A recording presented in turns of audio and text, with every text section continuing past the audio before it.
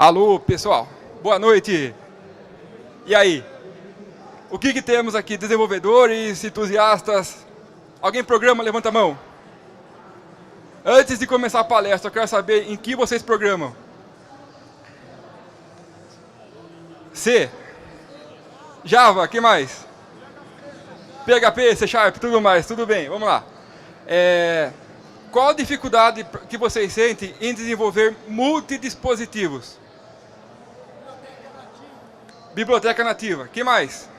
Ferramenta? Então vamos ver tudo isso hoje, vamos lá, pessoal.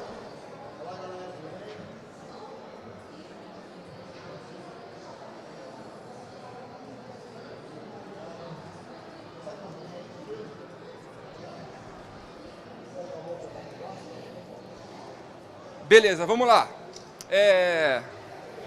Galera, bem-vindos todos à palestra. Espero que isso aqui sirva para vocês. Não vou doutriná-los em uma linguagem. Não use QT até a morte a partir de hoje. Não. Eu quero que isso aqui se torne uma opção para vocês desenvolver. Tudo bem? Vamos lá. Primeira coisa, minha apresentação sou formado em Ciência da Computação pela Faculdade de Engenharia de Piracicaba, tá? Programador Clipper aí, quem lembra disso? C, C++ e tudo mais. Vamos lá. Programador em C, C++ em QT desde 2010. Programador na empresa Maxibyte. Sou proprietário da Syncor Simuladores. Estamos com um simulador aqui na área de simuladores do AS350B2, ou seja, o Águia da PM, feito inteiro em QT. Depois, dê uma visitada lá para nós. E minha missão aqui hoje, ser um evangelista do QT. Muitos conhecem aqui, quem conhece, levanta a mão. Legal. Beleza, opa.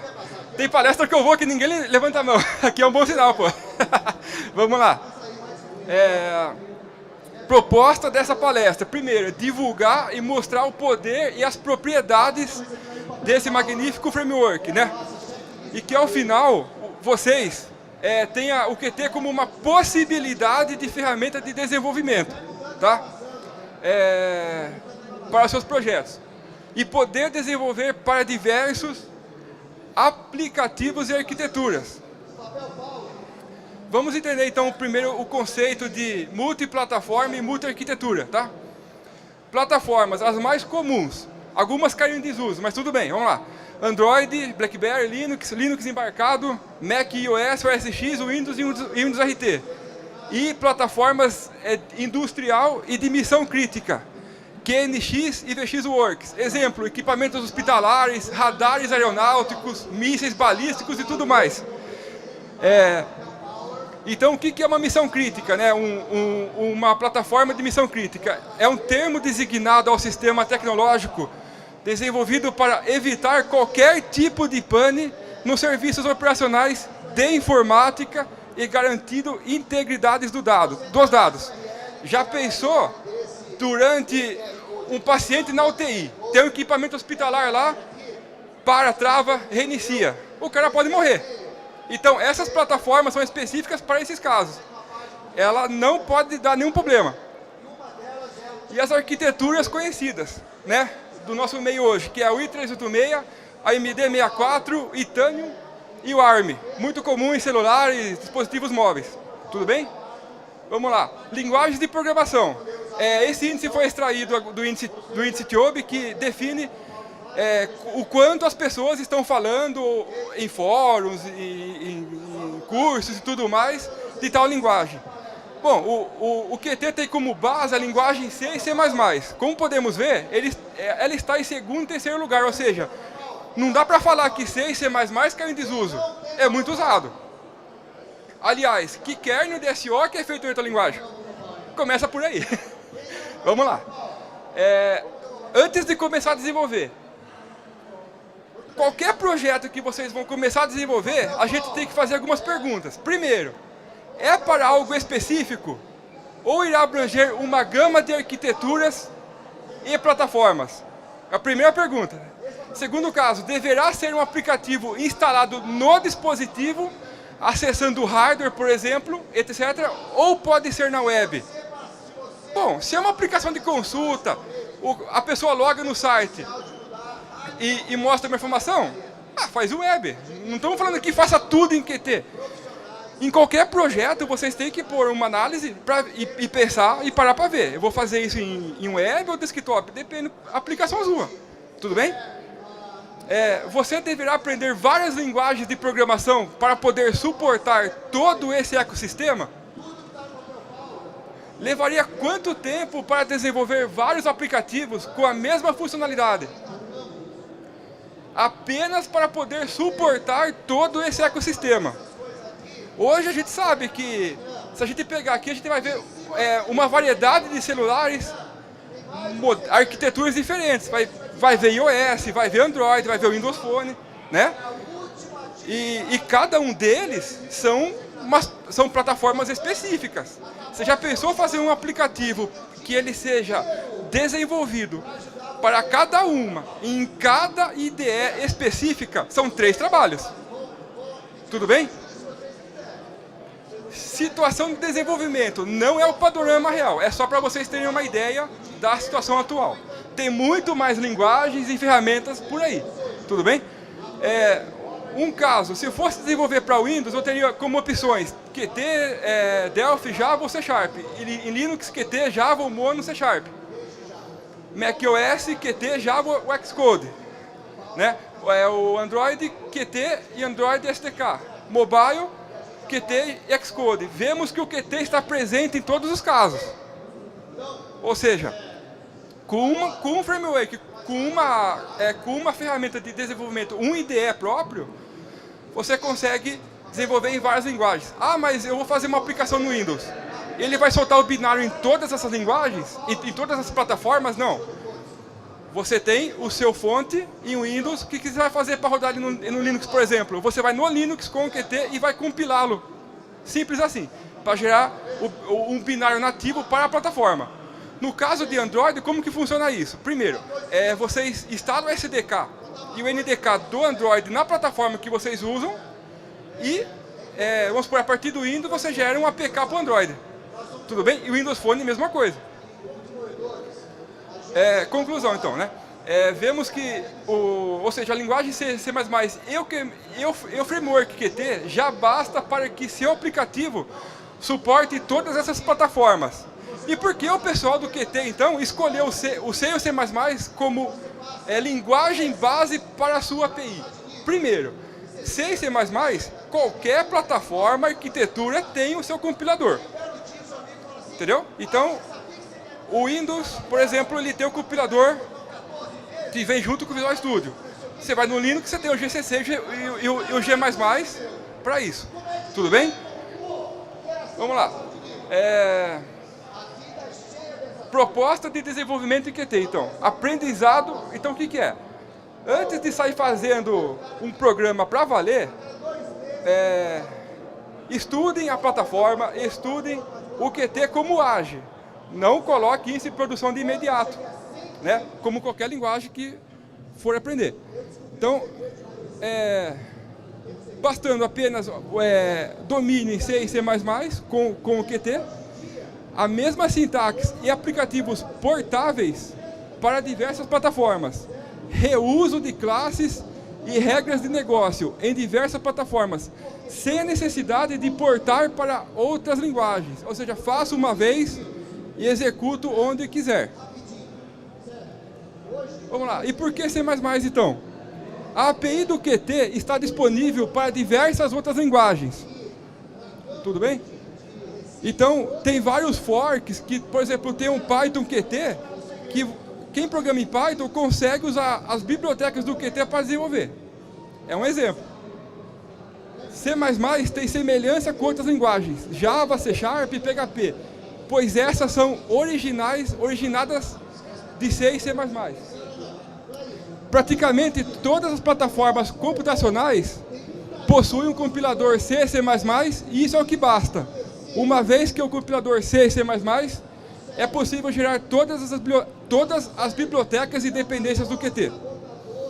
Nativamente, a maioria dos sistemas operacionais tem um SDK em linguagem C e C++, aumentando a possibilidade de integração com esses sistemas operacionais. Ou seja, quem programa Windows e programa hardware, por exemplo, precisa do Windows SDK para ter um acesso ao hardware nativo. Bom, se eu já estou em C e C++, não preciso ficar fazendo biblioteca externa, fazendo ponte para acessar esse hardware. Já está na minha aplicação esse acesso. Bastando pôr include lá, cerquinha include, apontando para, por exemplo, a porta USB/RAID.H para ter acesso a essa camada. Um exemplo, tudo bem? É uma linguagem de alto nível, muito usada e orientada a objetos. A última implementação do Qt, ela consegue ter todas as funcionalidades do C++ versão 11. Licenciamento, é pago? É muito milagre, deve ser caro pra caramba. Não, é open source. Foi pago e está aberto agora pela Digia. A Digia é a mantenedora do Qt no mundo. Então, a licença é a GPL, ou seja, se você for fazer a sua aplicação open source, ele está pronto para ser GPL. Só que na versão 5.7, que é a última que foi lançada agora, tem uma coisa. A parte da API paga disponibilizaram para o open source. Integralmente. Ou seja, tudo aquilo que o Qt comercializa extra API, que está licenciada no LGPL, quem for usar o GPL, que você vai desenvolver uma aplicação open source, você tem exatamente a mesma ferramenta da versão paga. Justamente para incentivar a comunidade a desenvolver em cima dele e promover ainda mais o Qt. Quem está usando o Qt? Então, Qt é utilizado largamente no ambiente desktop KDE.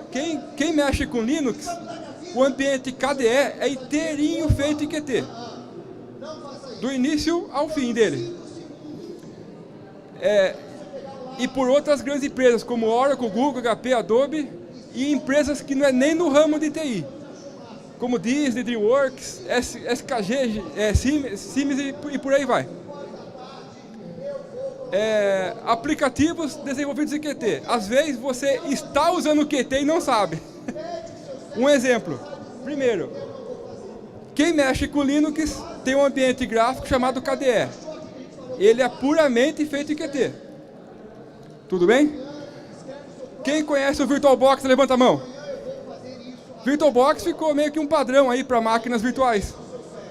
Está integralmente em Qt. Olha que legal, você usava e não sabia. Não é mesmo? Opa! Pessoal de eletrônica, quem mexe com placas e tudo mais, o Proteus. O Proteus é um exemplo disso também. Inteirinho feito em Qt. Ou seja, são aplicações científicas, no caso essa aqui do Proteus, extremamente complexas, feitas em cima do Qt. Tem um mixador de áudio open source na internet. Ou seja, quero brincar de DJ lá? Tudo bem. O Mix é um exemplo disso. O Mix, ele é open source e também inteirinho feito em Qt. Podemos ver que a customização de uma aplicação como essa é bem maleável, parte visual e tudo mais.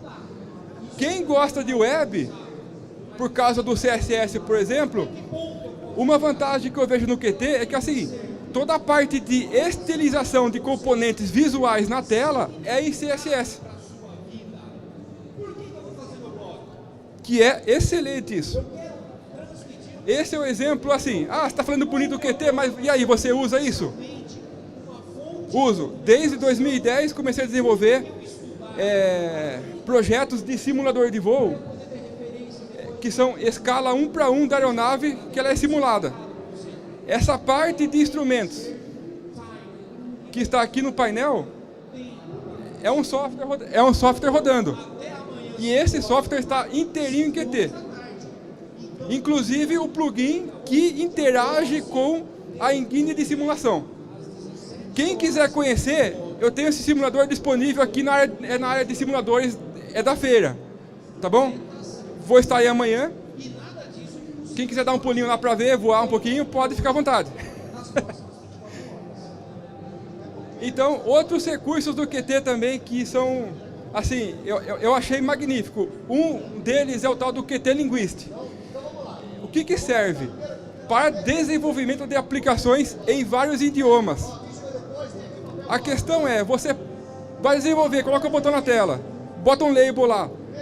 Tá, e se essa aplicação for para outro idioma, como que você vai proceder isso? O Qt ele cria um dicionário de dados de línguas, que você pode pegar esse Qt Linguist e a base de dados de todos os textos do seu programa e mandar para o tradutor.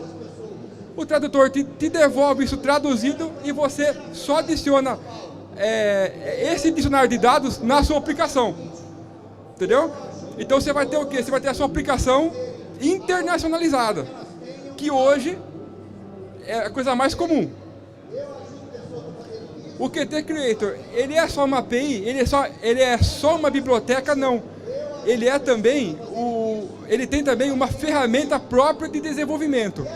Essa ferramenta foi feita em cima do próprio Qt, tá? Então você consegue desenvolver aplicações estando no Windows, no Linux e no Mac. Você tem a mesma ferramenta de desenvolvimento nessas três plataformas. Tem uma vantagem para o pessoal da comunidade Linux, porque é o seguinte: aplicações feitas multiplataforma significa que não tem aquela desculpa do usuário falar, ah, mas essa aplicação, por exemplo, só roda no Windows, não roda no Linux. Por exemplo. E vice-versa, né? O Qt Framework, que é o conjunto de todas essas classes, tudo bem? E quem mexe com jogos, computação gráfica, ele tem uma forte compatibilidade com o OpenGL e o OpenGL-ES, que é o OpenGL para mobile. Tudo bem? Vou começar agora algumas demonstrações para vocês verem como que a ideia funciona. Tá bom? Não adianta só falar, tem que mostrar também. Vamos lá.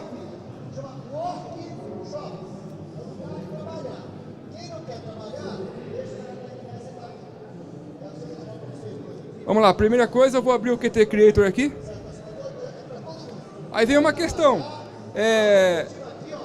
Estou desenvolvendo no Windows, mas o que precisa para mim como dependência para poder gerar um binário para Windows? No caso do Qt 5.7, basta ter o Visual Studio 2015 instalado. Porque ele vai usar toda a camada de compilador dessa plataforma para gerar o binário para o Windows, por exemplo.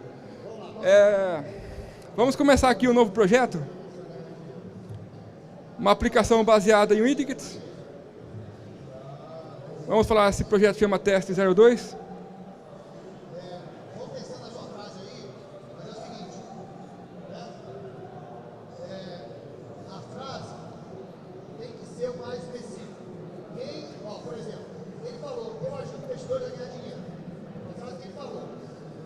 A biblioteca base, que seria o meu form principal.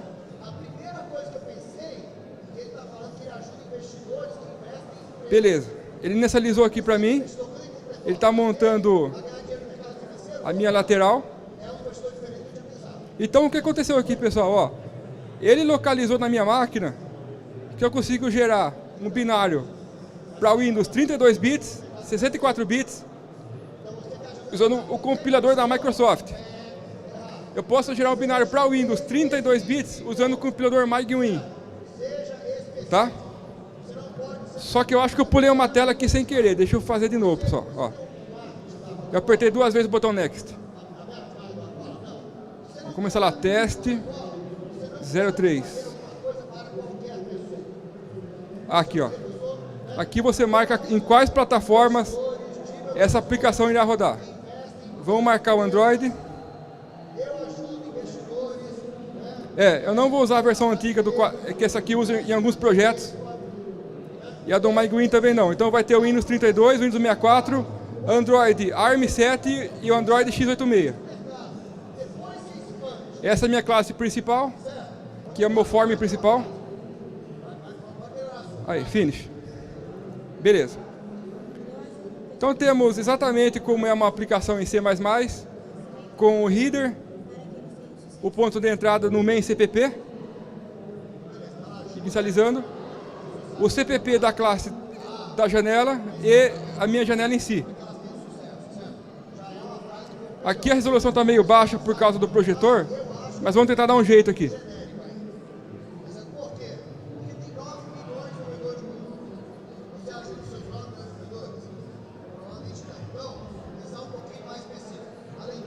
Aí, esse é o meu formulário. Uma certa vez uma pessoa me falou, nossa, só isso de componente? Só que é o seguinte, esses componentes são altamente customizáveis. Com CSS ou por atribuição ou por reimplementação do mesmo. Né? O outro caso, tem acesso ao banco de dados? Tem a camada de Q database. Tem a camada de socket? Tem. Entendeu? Então tem todas essas partes que a gente está acostumado a trabalhar, que nem acesso a um HTTP, acesso ao web, por exemplo, para requisitar algum web service, tem tudo isso, mas não é componente, é em classe direto. Vou simular aqui, colocar 2 botões na tela, tá? Para vocês terem uma ideia. Beleza, tá aqui, ó. Vou chamar esse aqui de botão 1 e esse 2. Beleza. Agora eu vou aplicar um estilo CSS para essa janela inteira. Ou seja, basta clicar aqui na janela, por exemplo, que é o meu keyword get central, que é esse que eu estou clicado agora. Vim na parte de estilos aqui, ó. E eu tenho um CSS pronto. Do que ficar digitando aqui para não perder tempo, porque a palestra é curta. Deixa eu abrir aqui. Um CSS exatamente como está acostumado a trabalhar na web.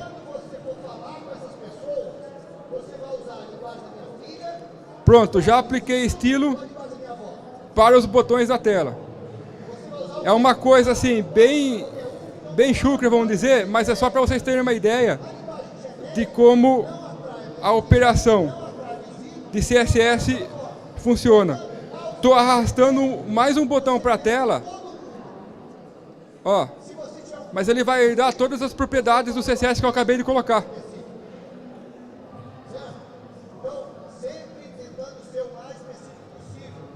Tá? E vou pôr mais um aqui.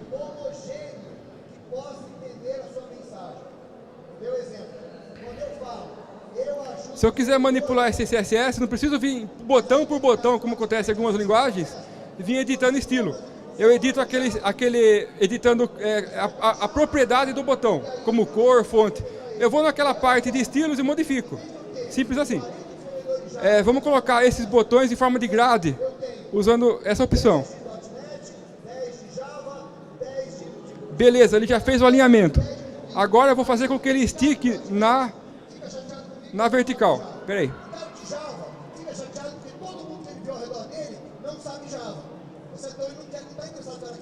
Pronto, os 4 botões marcados. E eu vou mudar a política aqui de horizontal para máximo. Deixa eu ver, é esse mesmo? Isso. Então ele já pegou tudo para ele. Bom, vamos fazer agora o seguinte, o quê? Pegar esse projeto e gerar um binário para o Win32. Então eu estou escolhendo o compilador Visual Studio C++ 2015 de 32 bits e vou mandar executar. Aguardando a compilação. Pronto, temos a aplicação em Windows. Já com os estilos definidos, que eu tinha aceitado lá naquele estilo, que é ao passar o mouse por cima, deixar o botão branco, e ao clicar, amarelo. Tá? Beleza. Agora vem o segredo do lanche. Vamos lá. Rodar essa mesma aplicação agora aqui no Android. Tudo bem? Primeira coisa é colocar o seu Android em modo desenvolvedor. Lógico que não é assim. Antes de instalar o Qt, você tem que baixar todas as dependências do Android, o JDK da Java, o Android NDK, o Android SDK. Setar isso nas configurações do Qt para poder gerar um binário para Android.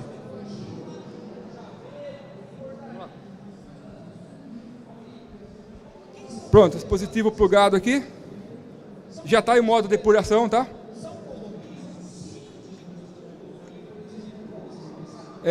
Esse Android é a arquitetura x86. Então marquei o x86 como arquitetura, tá? Beleza.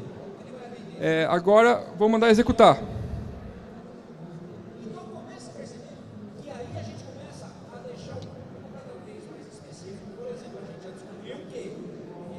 Vamos aguardar ele encontrar o dispositivo. Bom, ele achou aqui o Android XT890, modelo do celular, por exemplo. Beleza, eu vou executar nele. Se fosse com o Windows Phone, por exemplo, e plugasse, ia acontecer a mesma coisa. Ok, vai começar agora a compilação desse projeto para Android. A primeira compilação é sempre demorada, principalmente nessas plataformas mobile. Então, ele vai estar gerando aqui uma aplicação nativa para Android, não é em cima de Java. Porém, ele está usando toda a camada SDK e NDK do próprio Android.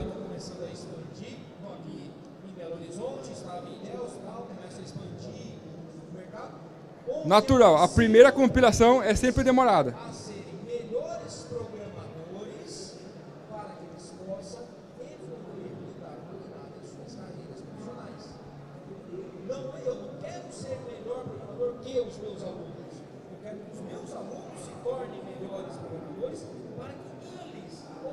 Mais um pouquinho. Ou tenham coragem de abrir sua startup, ou tenham coragem de tirar do papel o projeto que eles sempre tiveram vontade de fazer e nunca fizeram.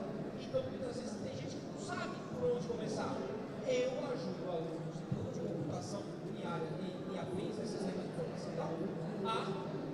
a serem melhores desenvolvedores. Começou a inicializar. Tá lá.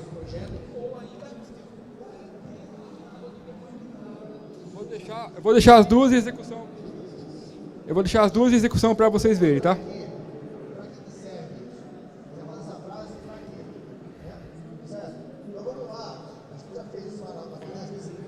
Bom, saímos daqui com duas aplicações. A mesma aplicação rodando em Windows e no Android aqui comigo. Não precisei mover uma palha para rodar ele no Android. O que eu tive que fazer foi, primeiro, definir corretamente as ferramentas do Android, as próprias ferramentas que a Android disponibiliza no ambiente do Qt. Então a gente tem a mesma aplicação rodando lá e aqui. E isso aconteceria da mesma forma se fosse no Mac, no Linux ou no iOS. Tá legal?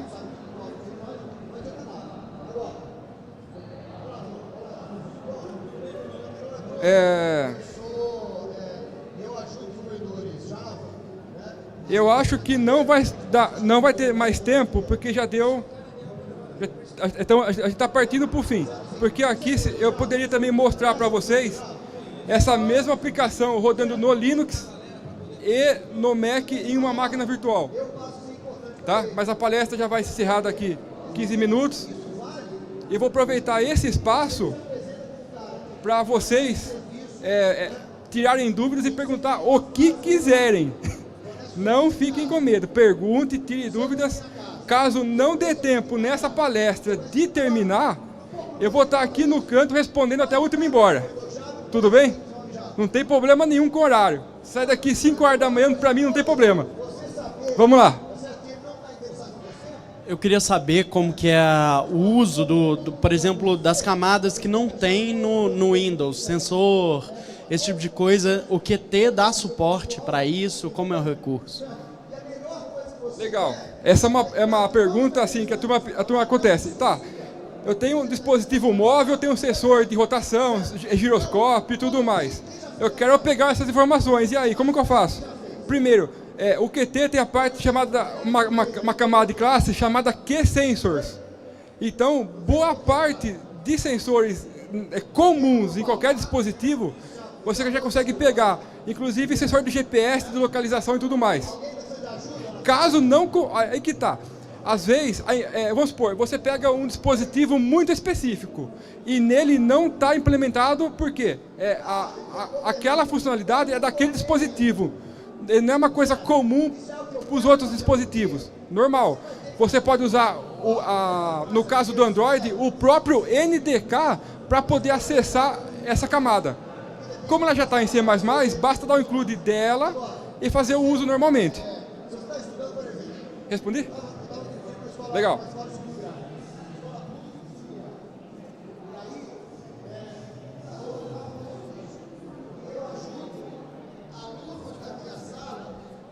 Boa noite. O desenvolvimento mobile ele tem o uso de várias APIs, por exemplo, login com Facebook, Google Mail, Places, esse tipo de coisa. O Qt ele tem essa interface com essas APIs também ou não? Beleza, integração do Qt, principalmente com a questão de web. Como que funciona isso? O Qt internamente, ele tem o Chromium 15, eu não sei se é o Chromium 15 que é a última versão, como engine de web. Então, ou seja, essa parte de integração com web, você consegue numa boa. Exemplo, eu quero usar o Google Maps dentro da minha aplicação desktop. Você consegue.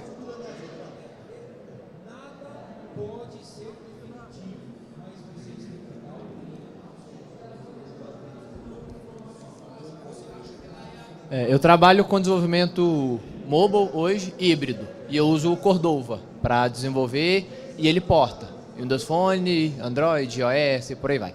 O Windows Desktop, não. Mas ele porta. E o que ele faz por trás é rodar uma WebView. É a aplicação web rodando ali e tal. Como que o Qt faz quando você porta isso, por exemplo, para o Android ou para o Windows? Como que ele está rodando? Tem uma VM ali atrás, alguma coisa? Tá, vamos lá. A engine gráfica do Qt, essa é uma grande questão dele. Primeiro, muitos me perguntam se ele o Qt, a sua aplicação, é uma aplicação virtualizada, que ele abre um browser, por exemplo, e esse browser ele faz toda essa questão do botão aparecer, dando a impressão que é uma aplicação nativa. Não, ele é uma aplicação nativa. O que ele faz? Ele usa a camada mais baixa que ele tem do SO, só que o que ele faz? Toda a parte de botões, por exemplo, é dele. Vamos dar um exemplo clássico disso.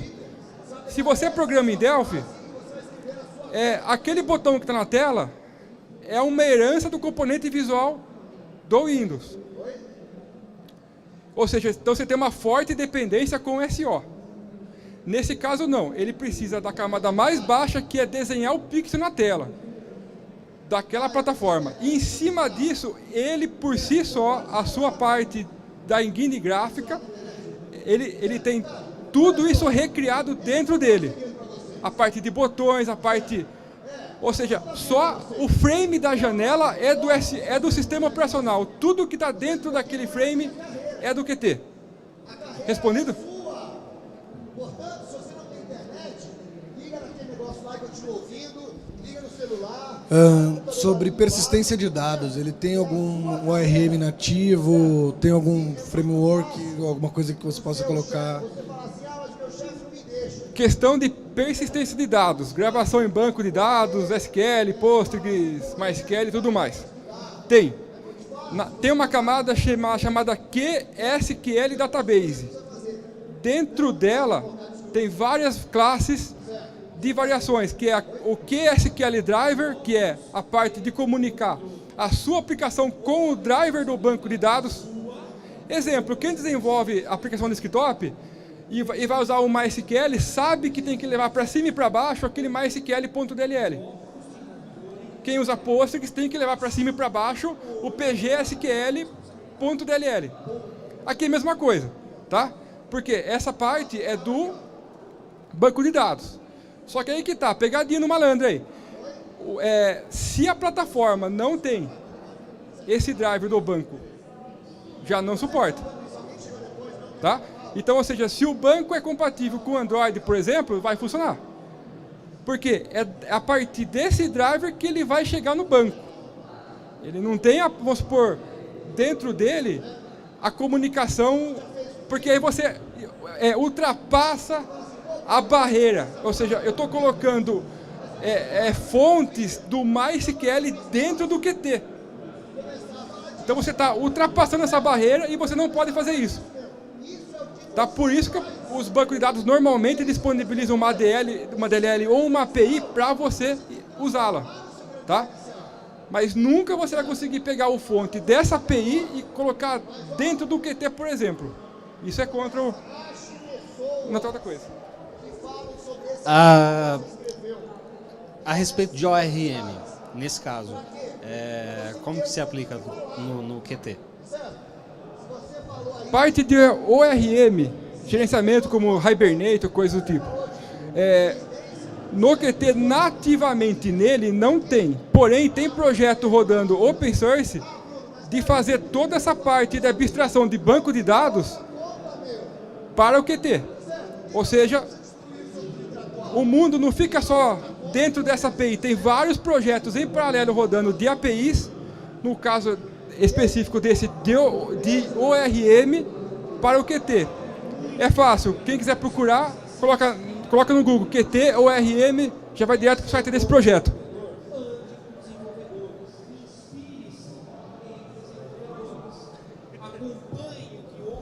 Bom, eu lido com games, na verdade. A pergunta é, na área de games também tem alguma coisa? O que tem? O que eu posso utilizar nessa área?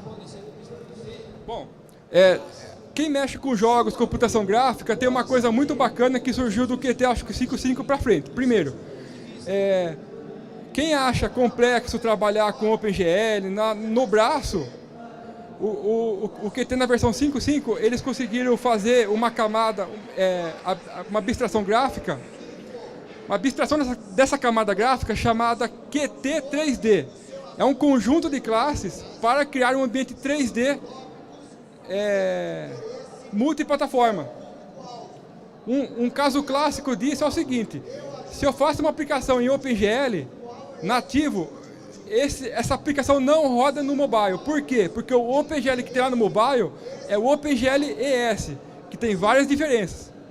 Justamente para dispositivos de arquitetura RISC.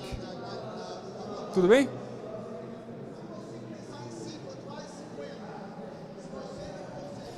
Você já se esbarrou em uma limitação na linguagem Qt que te fez considerar abandonar essa linguagem na programação que você estava desenvolvendo?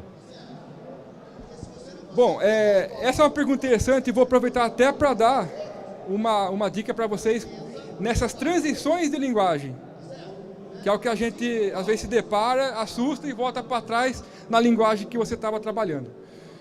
Até o momento, bem pelo contrário, eu consegui encontrar no Qt facilidades.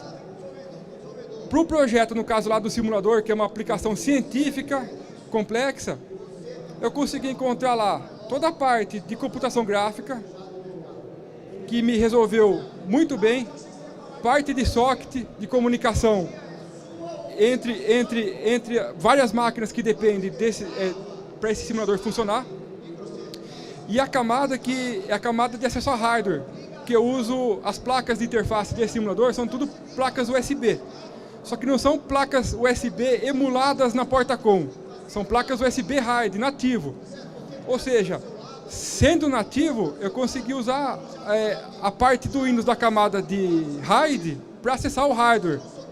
Então, ou seja, até o momento, desde 2010, eu não cheguei num ponto que dei com a cara no muro. Falei, cheguei aqui, pum. O que eu precisava parou, meu projeto tem que ser deslocado para uma outra linguagem, porque eu cheguei numa limitação. O que acontece nisso é o seguinte: você às vezes não tem conhecimento, que foi o que aconteceu comigo. Então é o seguinte, nas transições de linguagem, o que acontece com a gente? Quando a gente está muito acostumado a programar, por exemplo, numa linguagem, vamos supor, tá? Vamos supor que eu programo em Java. Eu domino Java e não tenho nenhuma dúvida com Java. O que acontece quando você sai do Java para qualquer outra linguagem ou vice-versa? Não importa a linguagem aqui, é só para dar exemplos. Primeiro, é chegar na nova linguagem e fazer comparações. Ah, mas lá eu fazia assim, lá era assim, lá era não sei o quê. Lógico, porque você está na crista da onda no Java, certo? Você sabe tudo que tem lá, como que faz, tudo mais. Aí você vai querer achar a mesma coisa lá nessa linguagem nova. É aí que mora o perigo. E isso é o que faz você não progredir naquela linguagem. Então, assim, a dica que eu dou assim, depois de 15 anos programando. Primeiro, vai transitar de linguagem, apague a sua cabeça. Zere. Ó, como que é Java? Não sei. Eu vou mexer em Qt agora. Como que o Java faz? Não sei. Pra quê? Pra eu chegar e começar aquele aprendizado novo, do zero, do jeito que o Qt funciona. Não como já funciona. Se eu fizer comparações, eu vou... Primeiro, eu olho a linguagem, lá eu domino, tá ótimo, fico lá, e às vezes você perde uma puta oportunidade de programar numa coisa legal. Independente da linguagem. Pode ser até do Qt para uma outra plataforma. Tá bom? Não é porque assim, tô puxando sardinha pro Qt, não. Tô falando essa questão para qualquer outra coisa. Então, vai mudar, vai estudar uma outra linguagem, zere a cabeça, comece tudo de novo. Com certeza você vai para frente. Beleza, o Qt é foda. Mas eu te pergunto, você acha que ele serve para tudo? Você acha que você é xiita nesse sentido? Você acha que não existe outra solução e o ideal é tudo usar o Qt? Ou você acredita que existe vida além do Qt? Ó, eu não acho que é uma regra de fé e conduta usar o Qt até a morte. Bem pelo contrário, eu acho que vai surgir coisas novas e se bobear coisas melhores. O que a gente tem que avaliar é que é o seguinte, o que é bom para vocês? Né? Eu caio num problema de multidispositivos, eu achei nele a solução. Né? Mas às vezes o que você vai fazer tem que ser puramente aplicações? Não pode ser serviços na nuvem? Não pode ser web? Depende muito do projeto. Então assim, não, eu vou usar o Qt para tudo, eu vou forçar tudo. Não, depende do projeto, depende do que você vai usar, depende quem que você quer atingir. Às vezes, olha o que acontece, o seu público, o seu cliente é usuário do Windows. E eu domino C#. Não tem o que ver. Se é aquele público específico, não tem porque você já manja e você sabe que só aquele serviço, aquele aplicativo só vai servir para aquela plataforma, usa C#. Não tem problema nenhum com isso. João, você se colocou como um evangelista do Qt. Eu queria saber como é que você vê a evolução do Qt em relação ao C++14, C++17 e até o QML também. Uma coisa que eu esqueci de falar aqui nessa palestra é o QML. O QML é uma linguagem JavaScript dentro do Qt. É uma loucura isso, né? Então a pessoa programar JavaScript dentro do Qt, isso é o QML. O QML ele vai entrar numa ponta que é o seguinte, são aquelas aplicações que você liga o dispositivo e ele já arma. Porque o Qt já é o kernel, por exemplo. Assim, não vou conseguir explicar, que é bastante detalhe nessa palestra, mas se você procurar Qt, QML, vai ter uma ideia do que é isso. Tá? Outra questão, se a gente está programando hoje, por exemplo, no Windows, a gente teve o Visual Studio 2015. Ele está com a implementação, acho que do C++14, não é? Se eu não me engano, eu acho que é isso. Bom, se o compilador evolui, é o compilador que ele usa para gerar o binário. Logo, o Qt evolui junto. Porque hoje, usando o Qt, você tem todas as implementações do C++14 dentro do Qt.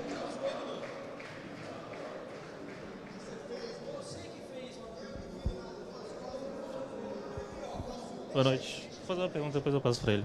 Na verdade, são duas perguntas. Eu sou engenheiro mecatrônico e a gente trabalha com sistemas supervisórios. Eu consigo fazer uma aplicação para o Windows integrando algum sensor, tipo o Qt possibilita isso. E a outra pergunta é um aplicativo que usa Qt, você poderia me dizer? Bom, exemplo de aplicação Qt eu mostrei agora no começo, que é o VirtualBox, que todo mundo usa. Oi? Mobile? Mobile, assim, pode ser que tenha, mas lá, vamos supor, na loja do Android, no Google Play, ele não especifica, desenvolvido em Qt, às vezes está usando e não sabe, porque está com o front. Na parte da indústria, muito interessante, quem mexe com indústria, sensores e tudo mais, conhece o protocolo Modbus. Modbus é comum para automatizar uma esteira de produção e tudo mais, acho que é o que você trabalha. Dê uma procurada, tem uma classe chamada QModBus, justamente para integrar essa linha de produção com o Qt, usando o TCP/IP. Então tem aquele conversor TCP/IP para Modbus, dali para frente segue a linha de produção. Pode ver lá que tem. Eu me assustei quando eu não vi a questão do evento. Eu comecei a utilizar o Qt mais para teste e eu vi que não tinha questão do evento. Eu vi que tinha sinal slot e tal, mas eu queria que você explicasse melhor a respeito. Bom, a estratégia do Qt, essa última acho que por falta de tempo, mas não tem problema. Eu vou estar ali, pode perguntar até 5 horas da manhã que eu estou aqui, tá? Vou estar ali no canto, ali, pode ficar tranquilo.